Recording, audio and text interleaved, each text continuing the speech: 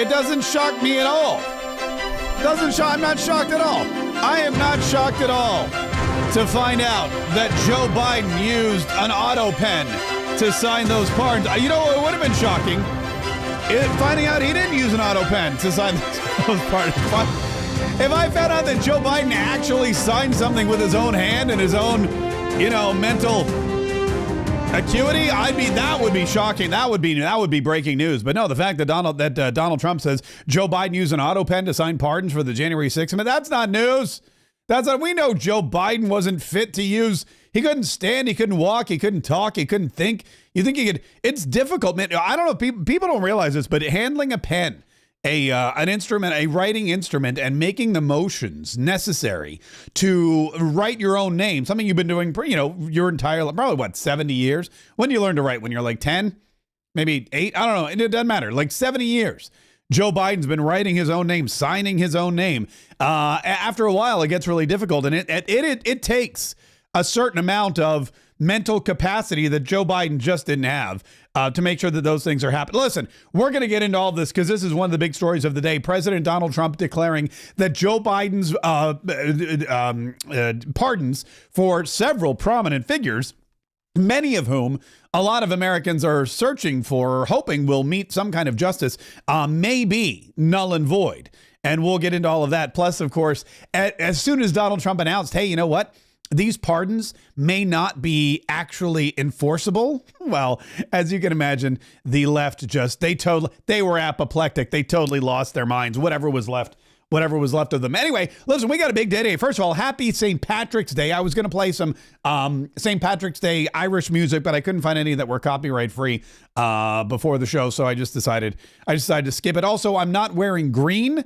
I don't want to play into the stereotypes of St. Patrick's Day and the Irish people. However, I will have some corned beef and cabbage and potentially a Guinness a little later on today to celebrate my fake Irish heritage, along with millions of other Americans also celebrating their fake Irish heritage today. Also, this is exciting. We do have an after party. If you're not a member of the Kaye Club yet, what we do is every day we broadcast here live from Mar-a-Lago, deep in Jacksonville, Florida, right in the heart of Mar-a-Lago. We have Kaye HQ, where the broadcast originates from. And then afterward, we do a little after party, and it's for Kaye only. So if you're a Kaye, come on in. The Kaye Club is wide open for members, and we're going to be partying down. Maybe that's where we'll play.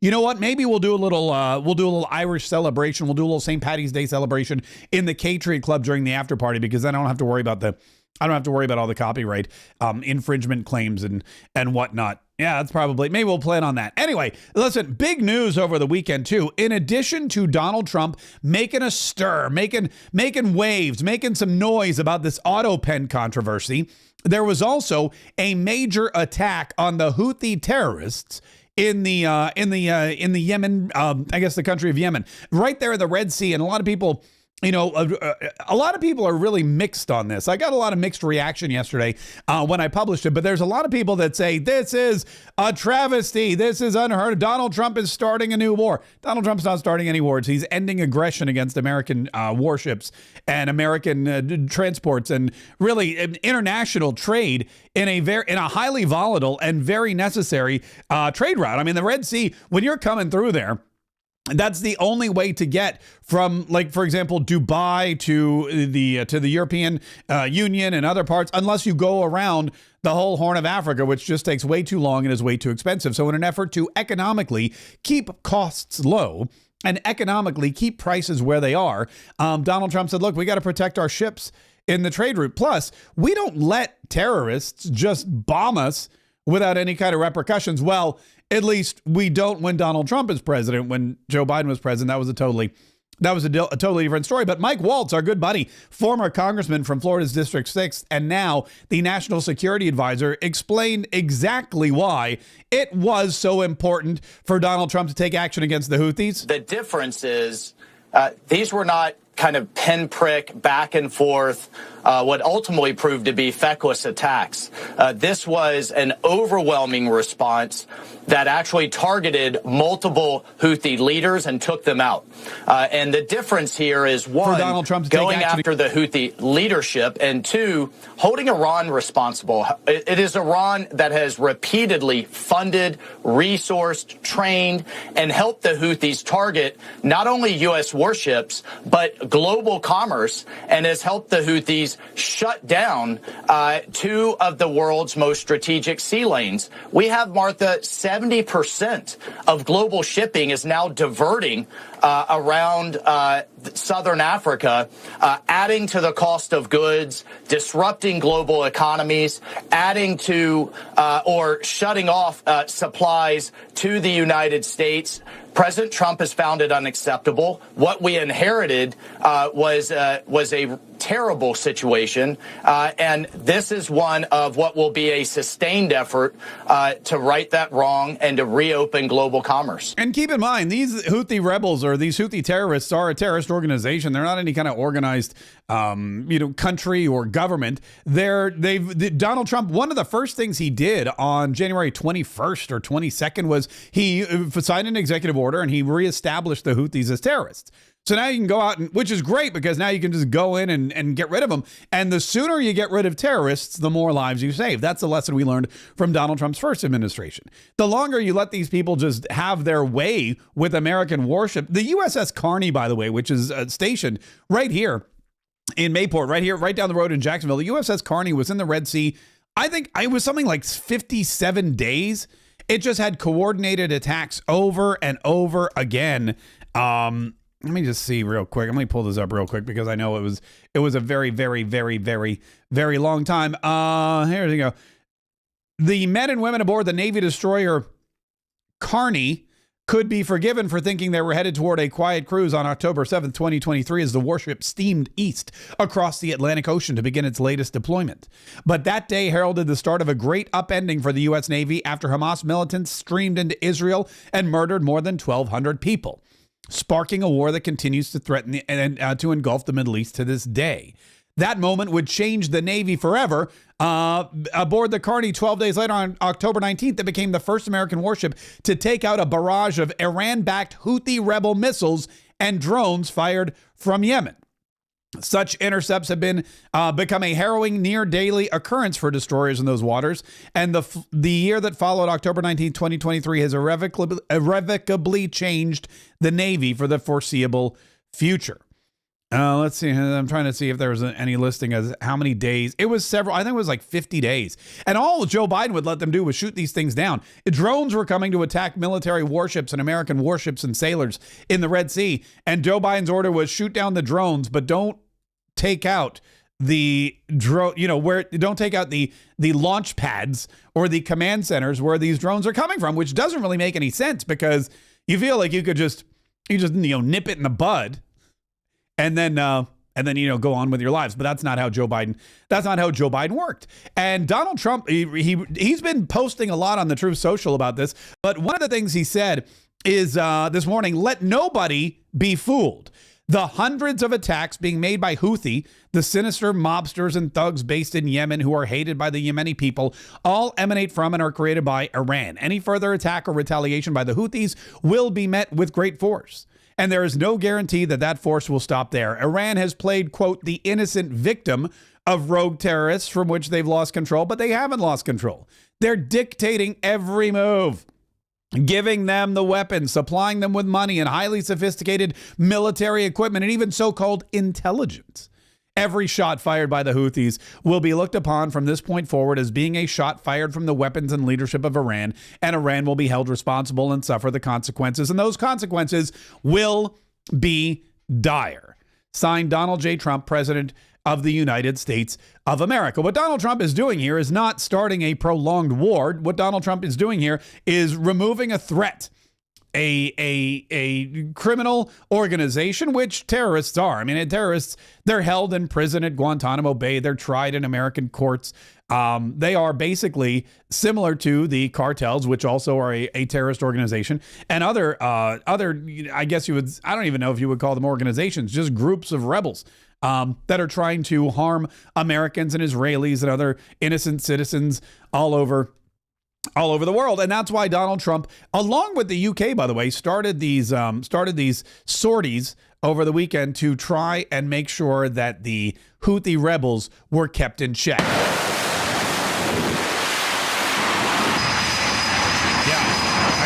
I just like playing the jets because it reminds me of Top Gun, and I would play Danger Zone, but again, there's that whole aforementioned problem there's that whole aforementioned problem with the copyright infringement whenever you play songs, that you don't know. They don't like that. The owners don't like it when you play songs that they own and you don't. So we try to avoid that at all costs. One of the interesting things about this particular attack that Donald Trump levied on the Houthis was he apparently did it right after a round of golf. And there were photos that were posted. Donald Trump, and this is clearly his golf attire. Donald Trump, we know when he plays golf, he has the white golf shirt, the black pants, and the red hat.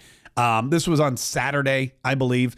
And then he's in CENTCOM with the headset on, listening, I imagine, to what's going on the ground. He's looking at the map where the Houthi rebel attacks are being, where the Houthi leaders are being gunned down. You got Marco Rubio there in what appears to be some kind of golf shirt, and also Mike Waltz, who's in a suit. So clearly, I guess Mike Waltz wasn't invited to the golf outing, but he is the national security advisor and a former Green Beret, so it's probably important that he's there at CENTCOM while this attack is going on. Marco Rubio can pal around with President Donald Trump on the golf course, and then they can check in later. But again, a lot of criticism for this particular portrait. Donald Trump, he's too busy golfing while we're bombing the Houthis in Yemen while he's starting another war? No, he's not too busy at all. He can actually do both. That's what I love. I love a president who doesn't have to take a day. He can play 18 holes and then go take out a terrorist threat, protect Americans, and protect our economy, protect our allies around the world. That's called multitasking. You don't want somebody who's like one task per day. If it's a golf and always, never not working. Here's a guy who knows that every moment is precious. Every moment he can be accomplishing something. There's a time to play golf. There's a time to save the world. And you don't, just because it's Saturday, there's no relaxation. Saturday, Sunday, Monday, Tuesday, when the work has to get done, Donald Trump is ready to get the work done. And that includes monitoring attacks on Houthi rebels in Yemen. Now, the other thing, of course, that's been happening is Donald Trump has been working with his entire cabinet to make sure that the economy is emboldened. And a lot of people say this is also an economic endeavor. And we'll get to that here in just a minute, because there's great news. In fact, everything Donald Trump has been doing to this point has been met with an amazing amount of approval by the majority of Americans. In fact, NBC basically said everything Donald Trump has been doing has been met with an amazing amount of approval by the majority of American citizens. First of all, the mood of the country, this really jumped out. We asked folks, is it on the right direction or the wrong direction? That 44%, you say right direction, that's up since November. And if that doesn't seem like a lot, the last time it cracked 40%, you got to go back to 2012. The last time it actually hit 44 or higher, January of 2004. So a lot of this is Republicans, but independents, that number is also up since the election on the direction of the country. So Republicans and independents and everybody is saying, look, Donald Trump's doing a great job, up 44% from 27%. That's, let me do my math, almost double. That's almost double in just a few, ever since Election Day. Wrong track, that's dropping. That's dropping by 12% because since Donald Trump took office, and in the 6, 7, what are we at? Like 2 months since Donald Trump took office, look at all that he's accomplished, not just in theory, but in practice. And most importantly, in the eyes of the American people. The perception of Donald Trump as a leader is that he is effective, that he is executing on his agenda, that he is accomplishing the things that he promised the American people he would accomplish, and that he is righting the wrongs, all the wrongs, so many wrongs. It was like 4 years of just wrong, and now Donald Trump is fixing that, and he's making sure that there are no men in women's sports. He's making sure that the border is secure. He's making sure that the economy will rebound. He's making sure that things are being made in America. He's making sure that the tariffs are. Scott Bessent, this guy, I'm a big fan of Scott Bessent, and more every time I didn't really know that much about him before he joined the administration, but every time I see him talk or every time I hear him describe the tariff situation and what's going to happen, it's clear that he has a great understanding of Donald Trump's plan of action, and I don't want to say sign off on it because he works for the president, but is in lockstep with Donald Trump's economic strategy and knows that in the long term, it will be the best thing for the United States of America. And I can tell you, so April 2nd is going to be a big day. We're going to roll out the reciprocal tariffs. But what I can tell you, and I would encourage your viewers and the public and the media to follow, going into April 2nd, and already now we've seen some of our most imbalanced trading partners come forward and want to drop their tariffs. So by President Trump pushing forward with a tariff plan, reciprocal tariffs, if you drop yours, we'll drop ours. We are already seeing some of the worst offenders come down. April 2nd is an important day, but I would also tell everyone to look what happens from April 2nd to, say, June 30th as the other countries come down too. And President Trump's created a win-win situation here. Either the tariff barriers come down, the U.S. can export more, trade is fairer. It's always been free, but not fair. Mm-hmm. And then or if they don't do it, we'll take in substantial revenues. I mean, that's the thing. It's amazing how when someone is punching you in the face repeatedly for years and you stand there and just take it, if you all of a sudden, cock back your fist and clock them in the nose, breaking their facial, cartilage structure, causing blood to just pour out of their nostrils, and also not to mention all the intense pain that shoots through their skull. If you do that, then all of a sudden they're going to stop punching you in the face. It's a simple concept. Somebody starts punching you, you punch them right back. And that's a concept that the United States of America has not been utilizing. They've just been sitting there and they've allowed these tariffs to take effect, and they've allowed the United States to pay an unfair share while all these other countries are taking advantage. And now that Donald Trump's stepping up, they're all saying, whoa, that's not fair. But as Scott Bessent will tell you, they may be saying that's not fair, but a lot of them are dropping their tariffs because they know it's the easy way. Nobody wants to pay a tariff. So what they'll do is they'll just say, fine, we'll drop our tariff on you. You drop your tariff on us. And at the end of the day, it's going to work out great for American consumers. Or we're going to take in a lot of money on these tariffs if they refuse, Canada. If they refuse to drop their tariffs to match ours, then we'll just make a lot of revenue. Because we can outlast any and all of these other countries, especially Canada. They need us way more. They need our $200 billion subsidy every year more than we need theirs. Well, I mean, they don't subsidize us at all. They need us more than we need their maple syrup and their Seagram's, whiskey and their, Canadian Club. I don't even know what good they are to the world anymore. So we'll say, look, the Joe Biden era is over, folks. This is not Joe Biden's United States anymore. This is different. Donald Trump is out there and he is making changes and he is keeping us safe and he's solidifying the border. That's the other thing. The border, man. The border is just so much stronger than it's ever been. And even Tom Homan, he's out there every single day on the job. And I just pulled something 2 seconds ago here, right before the show. Tom Homan is out there and he's letting everybody know, look, this is not Joe Biden's world anymore. This is I guess it's not here. This is a new dawn. This is Donald Trump closing the border. Where did I go? There we go. This is Donald Trump closing the border. This is Donald Trump saying you're not coming in. And if you're here illegally, you're going to be escorted out. And that's going to be the end of it. And Donald Trump did something else over the weekend, which solidified his power or bolstered again his power, that helped to make sure that these criminal elements will be sent back to El Salvador and Venezuela and Mexico and all these other places where they came. And here's Caroline Leavitt, press secretary, to explain exactly what he did. In just 1 month, President Trump has used his executive authority to secure our southern border. It proves that everybody who claimed we needed a border bill was wrong. We just needed a new president who actually cared about securing our homeland and enforcing our immigration laws. You mentioned daily gotaways, 77. That's an astronomical decrease from the previous administration. There's been a 99% decrease of illegal migrants crossing through the Darien Gap. If you talk to Border Patrol agents and ICE agents, they will tell you the camaraderie in these agencies is at an all-time high because they are actually being allowed to do their jobs. In breaking news this morning, Maria, the president signed a proclamation invoking the Alien Enemies Act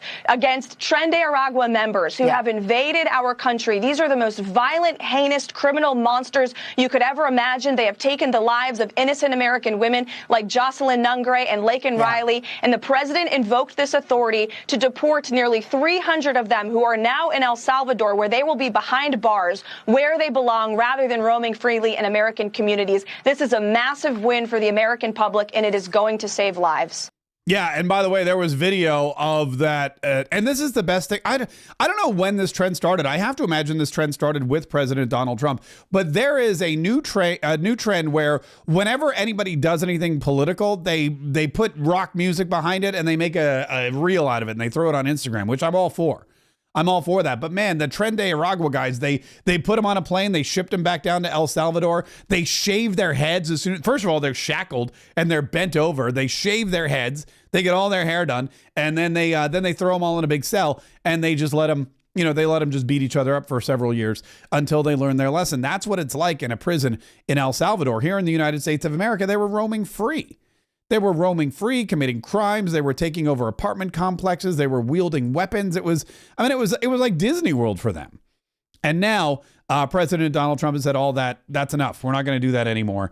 Again, this is not Joe Biden's America. This is Donald Trump's America. And this is where law and order reign. This is where law and order are the rule of the day. And in fact, he was talking about how we have a 99% drop in all of these various different immigration problems that we have. Before we hear President, this is a typical, I don't know what, this is the typical mindset, right, of people, I guess, in the media. This is Cheryl Atkinson, so I guess she's not really a liberal, but I mean, I guess she probably is. But Cheryl Atkinson interviewing President Donald Trump, and basically what's happening is she's asking him, can we draw down? That's the exact worst thing to do.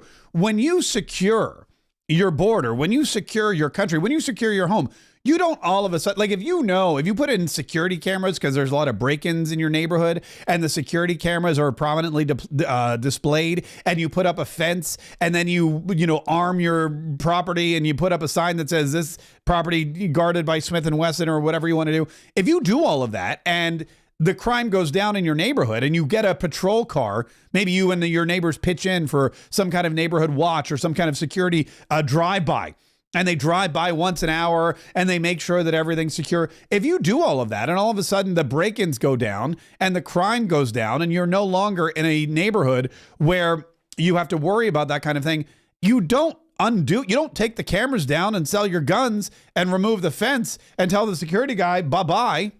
No, you keep going, because that's how you then maintain security. And that's something that Donald Trump understands. Cheryl Atkinson does not. But Cheryl Atkinson saying, should we draw down? And we're like, no, do not draw. In fact, Pete Hegseth was talking about how President Donald Trump, who is restoring peace in Ukraine, restoring peace in the Middle East, who is getting rid of the Houthi rebels and terrorists in Yemen, who is making sure that we get the criminals out of our country and solidifying the southern border and making sure that new immigrants aren't breaking in, who is getting rid of all these gang members and drug lords and cartel thugs. Donald Trump's doing all of that. And at the same time, he is rearming our military. He's going to make sure that there is peace across the world. And then he is going to build our military force, not because there's more wars to fight, but to maintain that peace for the long haul. Ships, shipbuildings, the long-range munitions, hypersonics, long-range drones, Golden Dome, southern border. The president has laid out very clearly his agenda to rebuild the U.S. military. He did it in his first term. He's going to do it again. This 8% has been highly mischaracterized, Maria. It's not a cut. It's a reallocation away from Biden priorities toward Green New Deal stuff, toward President Trump priorities. So we have revived the warrior ethos inside the military. We're reestablishing deterrence. And per the president's direction, we're going to rebuild the military. You're going to see a historic investment in the weapons and modernization required to stand up to our enemies. President Trump is committed to that. He's asked me to be a part of it. We're going to work with Capitol Hill to do it. But we're going to be fiscally responsible with taxpayer dollars, Maria. We're going to pass an audit. We're going to work with DOJ. We're going to find there's plenty of waste, fraud, and abuse in the DOD, and we're going to find it. At the same time, we're going to reinvest overwhelmingly in systems and rebuild this military because our kids and grandkids require it, and President Trump's leading the way. I mean, think about this. When they look at all the waste, fraud, and abuse things, she's talking about the 8% that's being cut from, DOJ and that kind of thing. But basically what they're doing is they're reallocating the money to things that you need. So instead of spending $2 million on, sensitivity training or, pronoun videos or some kind of manual that teaches you how to not insult pregnant women when they're training to, fly aircraft. Well, there's something stupid and ridiculous they were spending money on that we didn't need to. That $2 million will now be reallocated. And instead of wasting money on that woke DEI stuff, they're going to be spending it on things that matter, like bullets and missiles and more bullets and training, troops in lethality, and perhaps going out there and making sure that we are recruiting the best possible people. And however we need to do it, we need to do it. We need to make sure that there's retention efforts. We need to make sure that we have the most highly trained, highly skilled, largest, deadliest, most lethal fighting force ever created. And then we need to sustain that. We need a fighting force so big that everybody around the world goes, there's no way in HE double hockey sticks I'm even going to try to act up. The reason that the Houthis are firing on our ships is because they knew Joe Biden wouldn't do anything. The reason that Russia invaded Ukraine is because they knew Joe Biden wouldn't do anything. The reason ISIS-K even exists is because Donald Trump left office, Joe Biden came in, and they realized, well, here's a guy who's weakening the American military, and a weak American military emboldens everyone else. A strong American military shuts everybody up and keeps the world safe. Until, of course, somebody comes along and says, we don't need all these ships. We don't need all these planes. We don't need that $85 billion worth of military equipment that we left in Afghanistan. We'll just leave it and we'll come home and people will still respect us. They're not going to respect us. And that's why Iran, which again is rich, thanks to Joe Biden, is arming the Houthis and wreaking havoc in the Red Sea, which, by the way, Pete Hegseth ain't having any of that either. Well, it all went down because an era of peace through strength is back. Just like in his first term, President Trump had to deal with the weakness of President Obama and get rid of ISIS, and he did it more quickly than anybody else. We're sitting on 4 years of deferred maintenance from Joe Biden, where in particular, when you talk about the Houthis, they were allowed for over 100 times to shoot at U.S. Ships, to shoot at commercial shipping. 4 months ago, when we sent a ship through, it was shot at 17 times. Ships haven't been able to go through for over a year without being shot at. Freedom of navigation is basic. It's a core national interest. And President Trump has said, we will restore that and we will be unrelenting. I want to be very clear. This campaign is about freedom of navigation and restoring deterrence. The minute the Houthis say, we'll stop shooting at your ships, we'll stop shooting at your drones, this campaign will end. But until then, it will be unrelenting. We got the reports last night, Maria. The Houthi capital felt like an earthquake. Dozens and dozens of precision heavy munitions dropping precisely on the targets that we wanted to hit, sending a very clear message. And the message is clear to Iran as well. And the president said it in his truth. Your support of the Houthis needs to end immediately. We will hold you accountable as the sponsor of this proxy. And I echo his statement. We will not be nice about it. This is not the Biden administration. The message is clear. We will come after the Houthis until they stop shooting at our ships, and the Iranians better stay out of it. This is not the Biden administration, folks. It's not. Thank God for that, because I think that's what we all That's what we all voted for. Real quick, before we get to what happened during the Joe Biden administration with these pardons, whether or not they're valid, Donald Trump has declared that he believes they're void and vacant and cannot be enforced.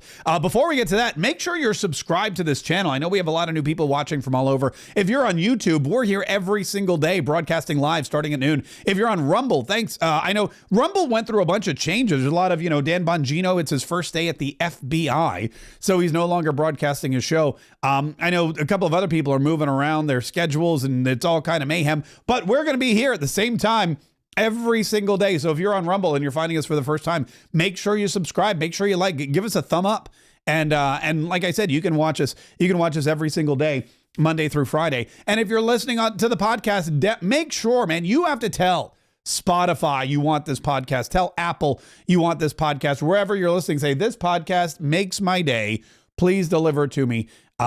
Please deliver it to me as often as possible. And whenever we upload a new episode, you will get it downloaded directly to your phone. So take a moment right now and make sure that you are linked in the way you're supposed to be so that you can get this content every single time we publish it. And don't forget about the Kaye Club. Boom, after party coming up here immediately following today's program.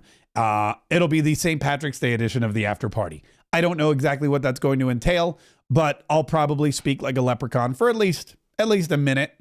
Maybe two. Anyway, so there's a big question about about Joe Biden's use of the Autopen in signing pardons.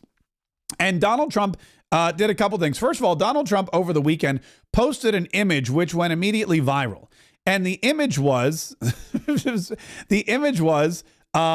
three paintings or three portraits. The first one was Donald Trump in his first term, 2017 to 2021.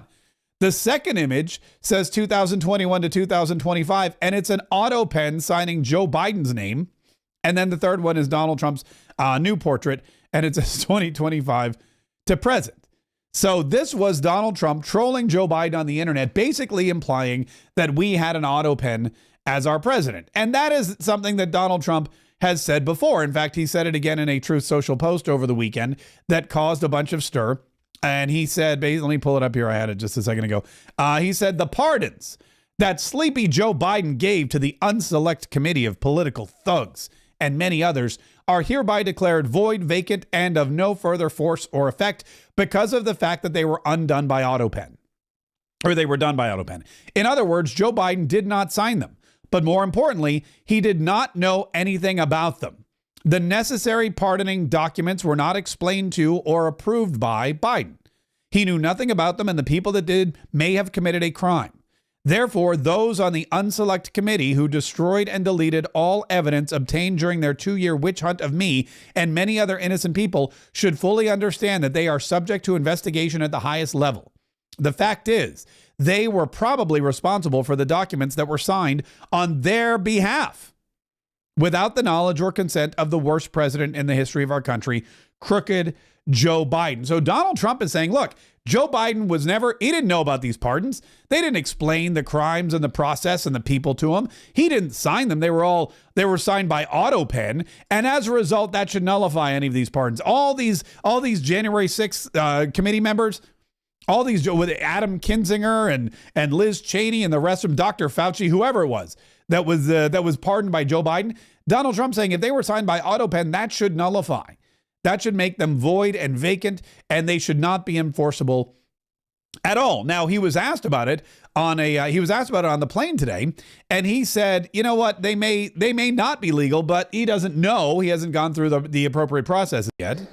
But you don't use Autopen. Wait a minute, it's this one right here. Well, I think so. It's not my decision. That'll be up to a court.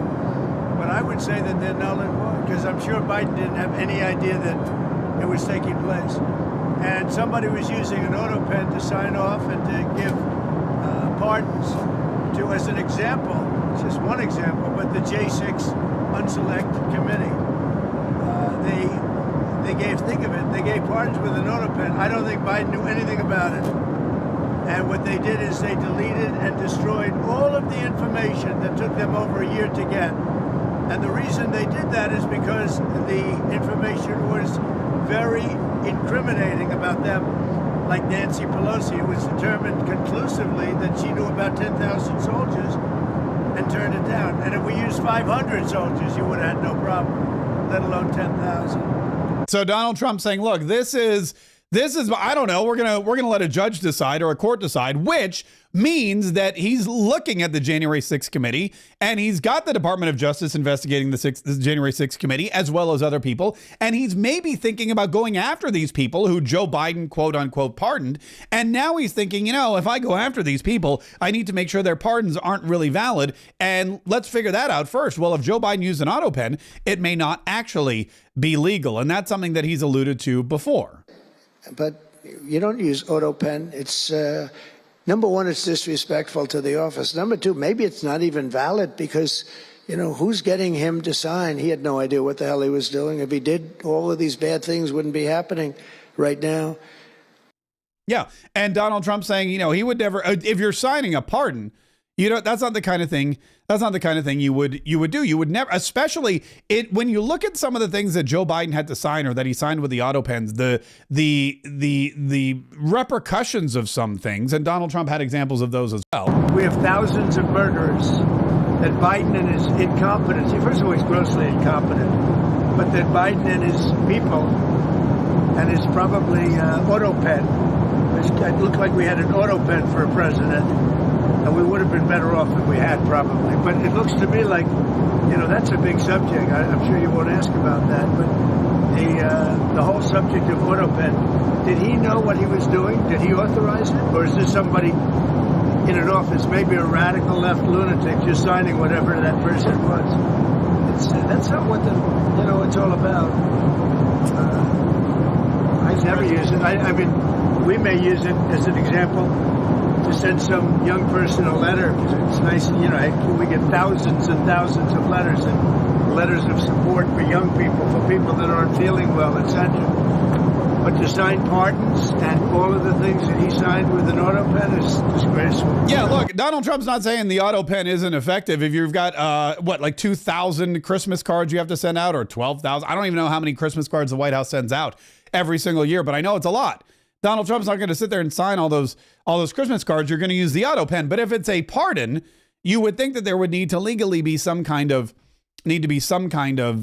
oversight to make sure that the actual person signing was the actual person signing, and not some kind of computerized electronic device that had no, you know, that was void of any and all authority. Although some people would argue that Joe Biden himself was pretty void, at least between the ears. On ABC News, man, you can imagine they were having, when Donald Trump said these things may be void, Jonathan Karl and George Snuffleupagus were having a heated debate about whether or not these things were actually going to be accepted by a court of law. The president also claimed overnight that the pardons issued by former President Biden are void for the January 6th committee members, but the pardon power in the Constitution for the president is absolute. It is. And by the way, that there's no indication that President Biden signed these with an Autopen. That's what President Trump is arguing, that these were signed with an Autopen and therefore they're not valid. We don't know that they were signed with an Autopen, but even if they were, it's unclear that would be an issue. In fact, President Bush back in 2005, the White House did a study on this and determined that even orders signed with an Autopen are valid orders. That proposition's never been tested in court. I guess the big question here, though, George, is does this imply that President Trump wants to actually prosecute members of the January 6th committee? I would say yes. I would say you don't start talking about somebody's pardon being null and void unless you are looking to prosecute them for crimes against the United States of America. You don't say, hey, we need to figure out a way to make sure this pardon isn't actually enforceable because we're going to be prosecuting the person that received the pardon from Joe Biden. That's the only reason why you would question the validity of the Autopen signature. That's the only reason why you would say, all right, Joe Biden's pardons are basically trash. Take him to the bathroom and wipe your you-know-what with him, because we're not going to. And in fact, there was an illustration somebody posted, I'm not really sure who this was, posted this illustration, and they pulled all of the signatures from all of the pardons in question, from the January 6th committees, from General Milley, from Dr. Fauci, pulled them all together using I guess, technology, because technology is great, and basically found that the signatures match perfectly, as if they were computer generated or auto generated by, I don't know, an Autopen. So if you look at these signatures and you see that they're all exactly the same, you can determine, you can surmise that they were signed not by Joe Biden himself, but by the Autopen. And that would then open up the legal argument, which you can hear. It's never been challenged in court. What was it he said? George W. Bush said that they are accurate and they do hold the same authority as a regular signature from the president. But that's George W. Bush has no authority to say that. The president also claimed overnight that the pardons issued by former President Biden are void for the January 6th committee members, but the pardon power in the Constitution for the president is absolute. It is. And by the way, there's no indication that President Biden signed these with an Autopen. That's what President Trump is arguing, that this were signed with an Autopen and therefore they're not valid. We don't know that they were signed with an Autopen, but even if they were, it's unclear that that would be an issue. In fact, President Bush back in 2005, the White House did a study on this and determined that even orders signed with an Autopen are valid orders. That proposition's never been tested in court. Well, I imagine that proposition is about to be tested in court, much like everything else that Donald Trump does and says it's going to be tested. Somebody's going to take him to court. He's going to take somebody to court. And depending on the judge, which could go either way, we're going to find out whether or not these orders are actually valid. We're going to find out whether or not these orders do actually stand up, or whether or not you need to have an official signature from the official president of the United States and not an Autopen signature. Look, there's a bunch of different ways to argue this. I mean, you have to think about it. If you're signing something with a pen, clearly that's your signature. If it's an Autopen signature, is that also your signature? I don't know. There's a whole myriad of debate.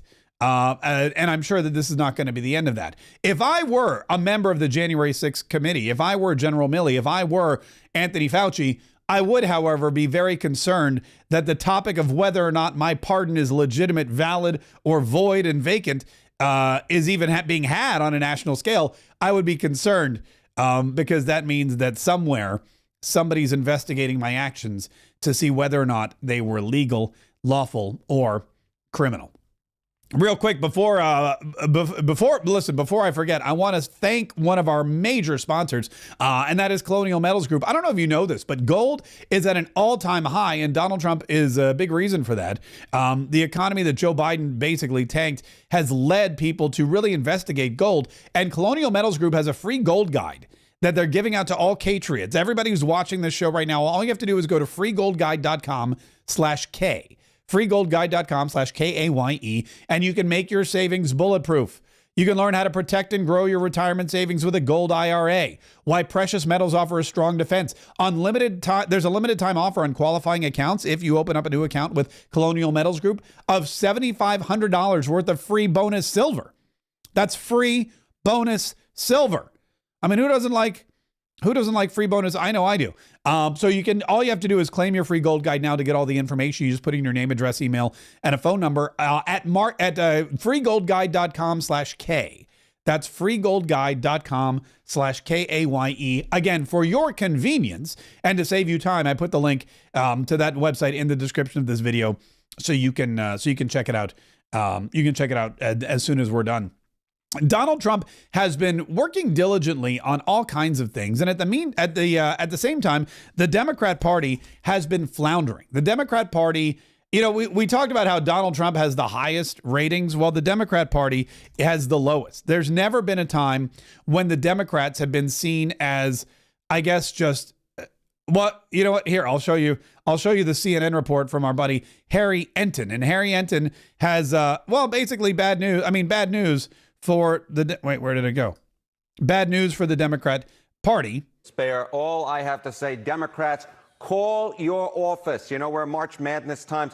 Terrible, terrible, terrible. To quote the great Charles Barkley, view Democratic Party favorably. CNN SRS, look at this, 29%. NBC News, you want to go lower than that? How about 27%? Both are record lows, the lowest going back to 1992 in CNN polling, the lowest going back on record to 1990 in NBC News polling. the majority of Americans hold an unfavorable or negative view of the Democratic Party at this point.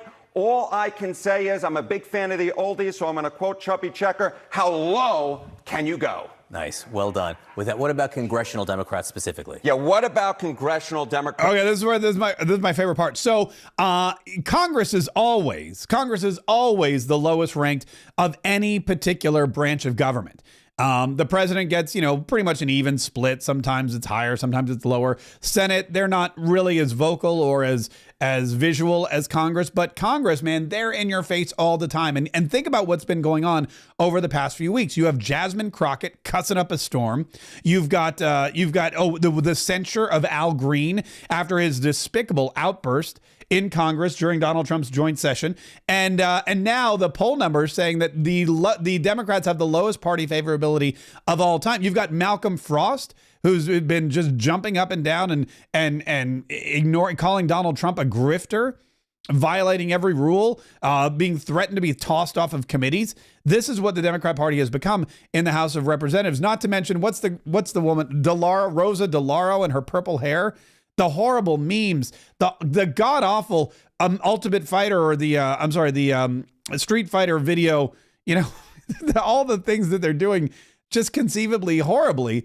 Wait till you see the poll numbers for congressional Democrats. Specifically, you think these numbers are low. How about this one? Holy Toledo. Voters' views of the Democrats in Congress among all voters disapprove, 68%.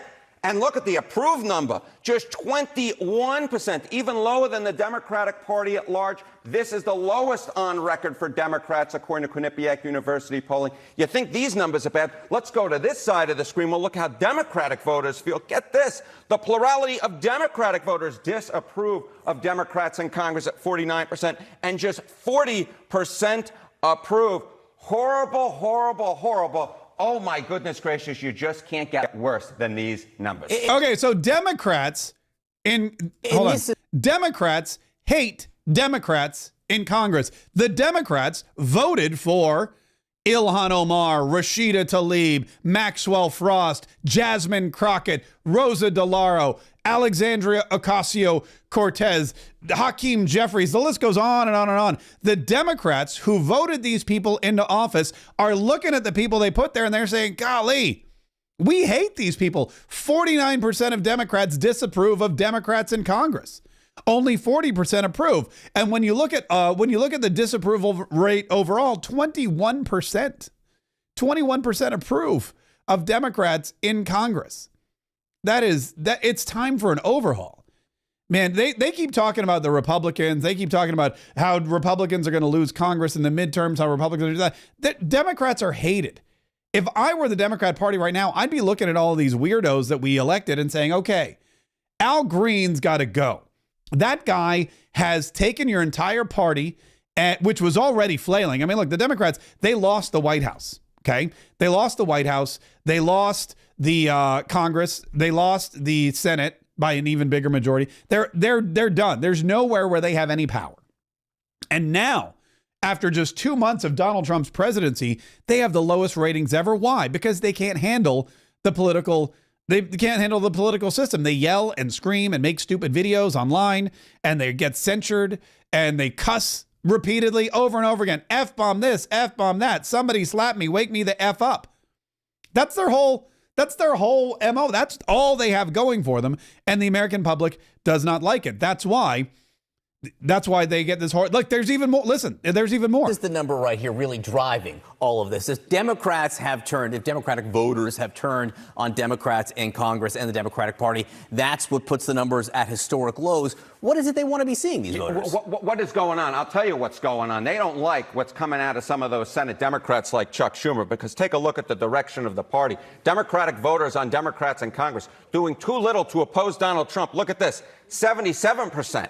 Should stay principled, even if it means nothing gets done in Washington, D.C. 65%. And this 65% is such a difference from where we were in 2017 at this point, when just 33% of Democrats say they should stay principled, compared to 59% who said they want to compromise. Democrats do not want compromise at this point. They want a fighter. They want to go into the ring like Muhammad Ali did against Sonny Liston. They want to take down the Republicans. They do not want this compromise anymore. They want to be more like Republicans, can get up to that stage and fight. And right now they feel like their leaders in Congress are simply put not doing so. And that is why their approval rating for congressional Democrats is at an all-time low, even among Democrats with more disapproving than approving. Okay, so they don't like that the Democrats in Congress are not fighting against Donald Trump.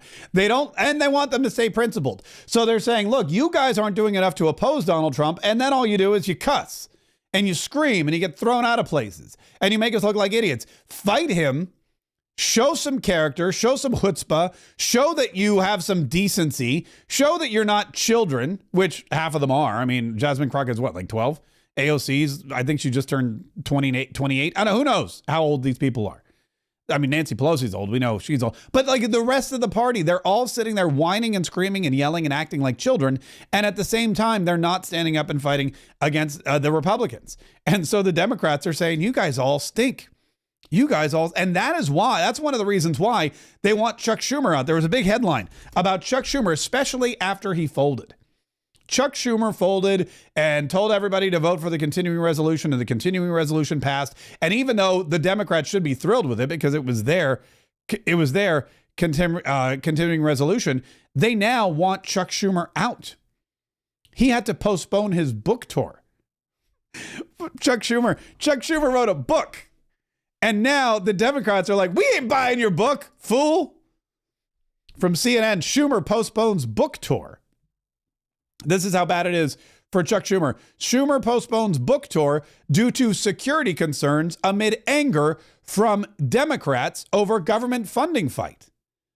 Chuck Schumer has postponed his book tour events amid anger within the Democratic Party over the Senate Minority Leader's handling of the government funding fight in Congress. This week, the Democratic leader was scheduled to appear in Baltimore, Washington, D.C., New York, Philadelphia, Los Angeles, and San Francisco to discuss his new book, Anti-Semitism in America. A warning. Due to security concerns, Senator Schumer's book events are being rescheduled. Representatives for Schumer said in a statement, why? Because they know ain't nobody showing up to buy Chuck Schumer's stupid book. What they're going to show up for is to yell and scream at Chuck Schumer and tell him he needs to grow a backbone or he needs to go. And the Democrat Party, they are nowhere. They are nowhere where they used to be. And that is a huge problem for them. It's great for the rest of us. Huge problem for the Democrats. By the way, do you know who the new leader of the Democrat Party is? Or do you know who the Democrats want the new leader of the party to be? Do you know which one of these flailing weirdos that they've put in our nation's capital to yell and scream at President Donald Trump and just wreak havoc for the next 4 years? Do you know which one they've decided is going to be the face of their party moving forward? It's Alexandria Ocasio-Cortez, AOC. AOC's rise to post-Obama Republican Party. She received the majority of the vote when asked in a poll. Here we go. A recent CNN poll showing Congresswoman Alexandria Ocasio-Cortez is gaining popularity among Democrats does not come as much of a surprise. Axios reporter Alex Isenstadt said on Inside Politics Sunday this morning. Isenstadt explained that in some ways, AOC's political rise reminds me of what happened to Republicans after Obama's election in 2008. After he was asked if there's a path for AOC in 2028, Eisenstadt said, well, if that's what the party wants, then potentially, her rise kind of reminds me of what happened to Republicans after Obama's election. And maybe Democrats now find themselves in a similar situation. This is the Republicans have the White House, the Senate, and the House. If they want to do this, and if they want to screw over the American people, they can do this with their votes and their party. The question Democrats have confronted since Election Day is, who actually is leading their party? Well, a new CNN poll out this morning gives us a sense of who Democrats and Democratic-leaning voters think best aligns with their party's core values. Look at this. This is the vote. This is the who best reflects the core values of the Democrat Party. Number one on the list is Alexandria Ocasio-Cortez. She beat out Kamala Harris, and Kamala Harris was the vice president for 4 years and the nominee for president after they stabbed Joe Biden in the back. She was one of two She was one of two Democratic nominees for president. Bernie Sanders was number 3, who basically is the older, whiter male version of AOC. Hakeem Jeffries, who is right now, along with Chuck Schumer, the highest ranking Democrat in the country, was number 4. Barack Obama came in underneath Hakeem Jeffries, and then Jasmine Crockett came in underneath Barack Obama. So you got AOC, Kamala Harris, Bernie Sanders, Hakeem Jeffries, Barack Obama, Jasmine Crockett. You've got one person on this list who can't be president because he's term limited out. You've got another person on this list who can't be president because she lost in spectacular fashion. You've got Bernie Sanders who can't be president because the next time there's a presidential election, he's going to be like 86 years old. You've got Jasmine Crockett, who I believe is too young to be president, and you've got Hakeem Jeffries, who, I mean, only 6% of Democrats like him. So that leaves Alexandria Ocasio-Cortez. Notice Gavin Newsom and Pete Buttigieg are noticeably absent from this list. Nobody's looking at Gavin Newsom and saying that guy is the leader of the Democrat Party, especially not since he started a podcast where he's interviewing nobody but conservatives. He's interviewing Michael Savage and Charlie Kirk. He's sitting down with some of the biggest. He had Steve Bannon from Breitbart, from War Room. Steve Bannon sat down with Gavin Newsom. Of course, the Democrats are going to look at Gavin Newsom and say, well, that guy's clearly not one of us. He's sitting down and talking with the enemy, and he's laughing with them, and he's buddy-buddy, and he's chummy with them.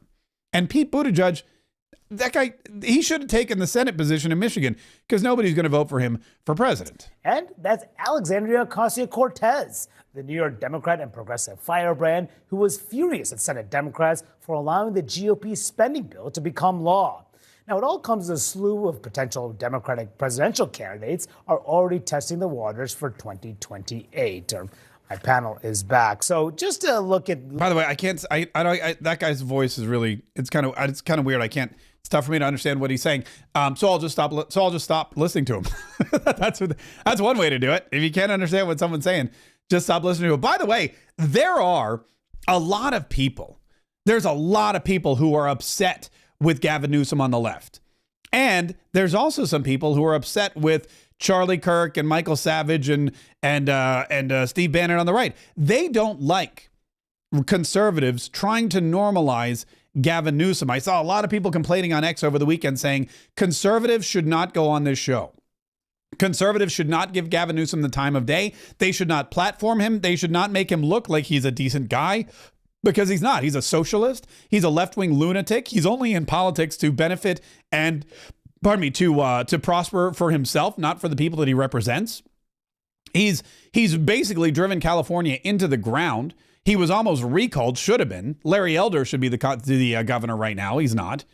And California, after this massive fire, after the massive wildfires, it's clear that Gavin Newsom has abandoned his own state and is now looking toward the future. He's looking toward the presidency, and he knows that in order to win the presidency, he needs to cotton up to some conservatives and try to ride the middle of the road as some kind of a moderate instead of some kind of left-wing lunatic socialist who destroyed California with high taxes and absurd regulations and an overall tyrannical outlook on how things should be run. And conservatives are now being urged to not go on his show, not go on his platform, not make him look like he's normal. Or if you go on his show, rip him a new one and make sure everybody knows that he's one of the worst kind of left-wing socialists. He's the kind that will lie and cheat and steal and change his costume. He's a chameleon. He'll do whatever it takes to get even more power. I never listened to any of his podcasts. I did see some clips, but only because I follow Charlie Kirk and Steve Bannon and Mike Savage. But you know, there is an argument to be made on both sides. If Alexandria Ocasio-Cortez is upset with Chuck Schumer for not fighting and standing up to the Republicans, then the Republicans can be angry with some of their own for trying to normalize somebody like Gavin Newsom. Either way, it's going to be a very, very interesting 2028. And keep in mind, as we talk about the Republican side, there's still no clear winner or no clear direction as to whom is going to take President Donald Trump's place on the ballot. Now, I know we're still in the first couple months of Donald Trump's political career, but look, The Democrats are already posturing. The Democrats are already vying for position. The Democrats realize they need a leader and they're in search of one. And every ambitious, politically motivated Democrat who's been waiting their turn to get Donald Trump out of the way and get Joe Biden and his old boy network out of the way. There are Democrats out there who have been waiting for and were eager to and excited to see Kamala Harris fail in such grand fashion. Why? Because Kamala Harris failing in such grand fashion means she's probably out for 2028. It means that she's not going to be able to stand up or overtake someone like a Josh Shapiro, who, let's be honest, Josh Shapiro, probably the best thing that ever happened to him was him not being on the ticket in 2024. The best thing that happened to Josh Shapiro was allowing Tim Walz to be the VP and go down in flames alongside Kamala Harris. Because now Josh Shapiro has maintained some of his own political capital. He's maintained some of his own political stability, and he can potentially position himself for a run at the presidency in 2028 or beyond. We also know that Kamala Harris, if she doesn't run for governor of California, is saving herself for the presidency. We know Pete Buttigieg is going to throw his multicolored rainbow fedora or beret or whatever it is into the ring as well. We know that AOC may be making a run for it. You never know how many. That guy from ESPN, Stephen Smith, is that the guy?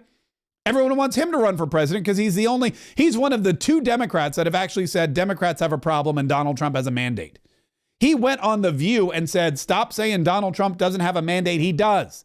He won Latinos. He won black voters. He won young voters. He won all 7 swing states. He won 80% of the counties in the United States of America. He won more electoral votes and more popular vote than any Republican has in over 20 years. Stop saying he doesn't have a mandate. That's the kind of Democrat that Democrats can probably get behind.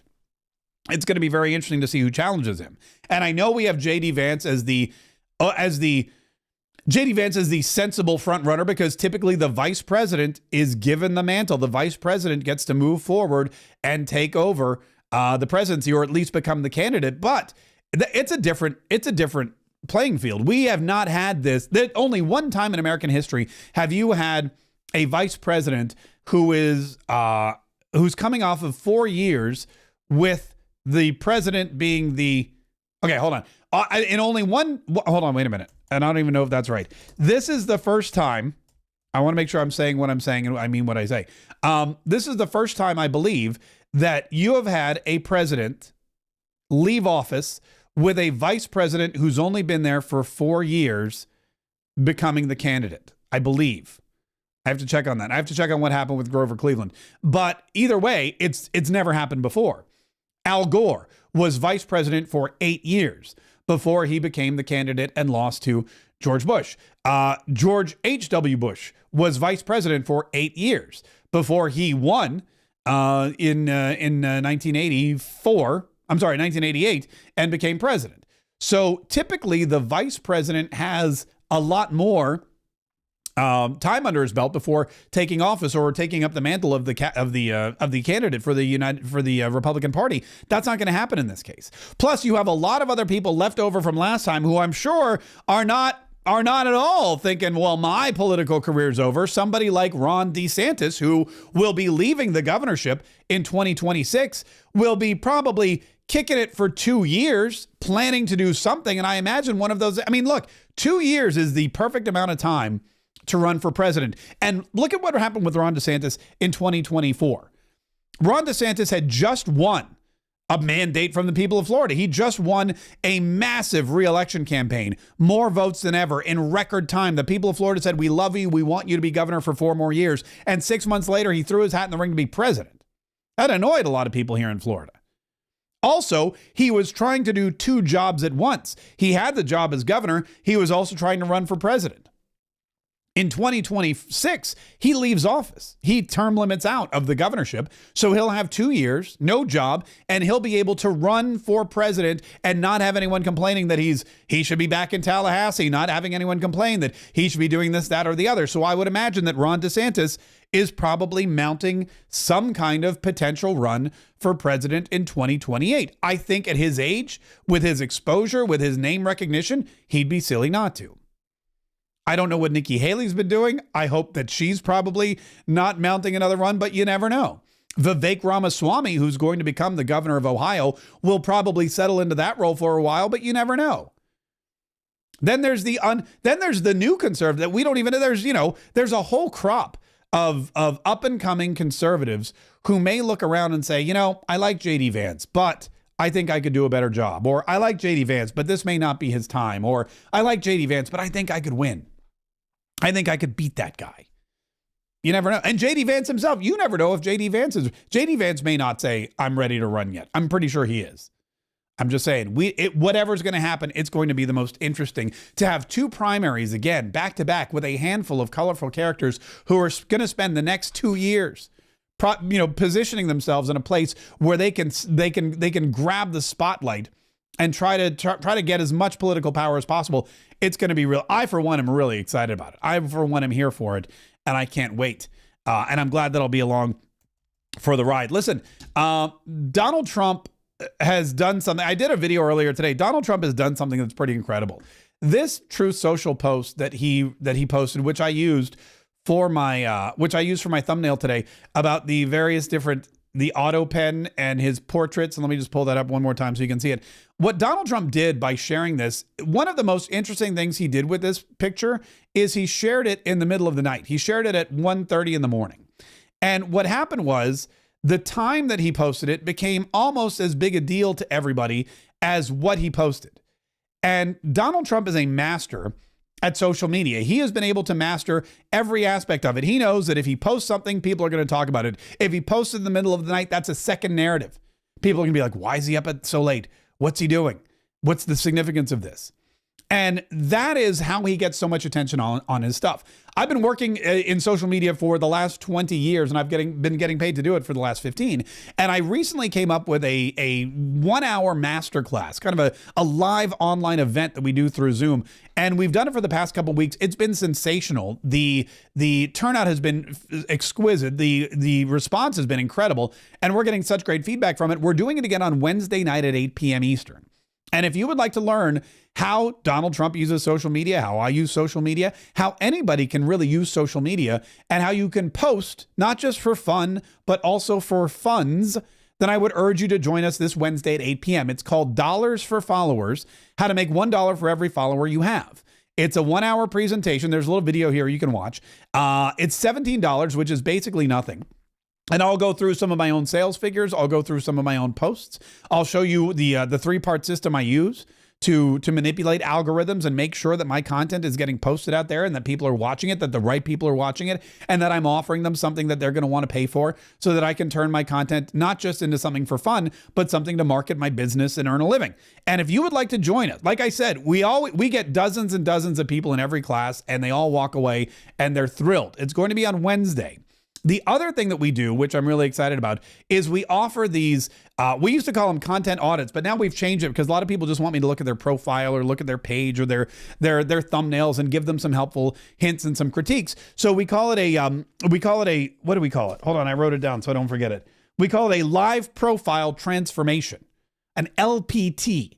And if you would like me to go through your social media site, your YouTube or your Instagram or your Rumble, whatever it happens to be, and give you a live profile transformation, a content audit, and give you helpful hints based on my years of experience on how to really optimize it for profit, then you definitely want to be there, because that's what we're going to be doing at the very end of the masterclass. It's only $17. Click the link in the description of this video, or go to dollarsforfollowers.com, dollarsforfollowers.com, and make sure you carve out an hour to join us this Wednesday for what is going to be one of the most exciting and most lucrative hours you're going to spend on the internet in your entire life. I guarantee that. Hey, listen, thanks so much for joining me. Make sure you're subscribed. We're going to be back tomorrow with more information, with more inspiration, with more entertainment, with more enlightenment, with more of the news that you need so that you're consistently able to protect yourself and your family in this country. We want to make sure that you are fully engaged. We want to make sure that you're armed with the knowledge that you need, because there's attacks coming from everywhere. And you've got to be prepared, and you need to know how to hit them back and hit them hard so that you can fight, so that you can win, so that we can all save the Republic. If you're a member of the Kaye Club, join us for the after party. If you're not a member of the Kaye Club, you can become one. The after party begins in 3 minutes.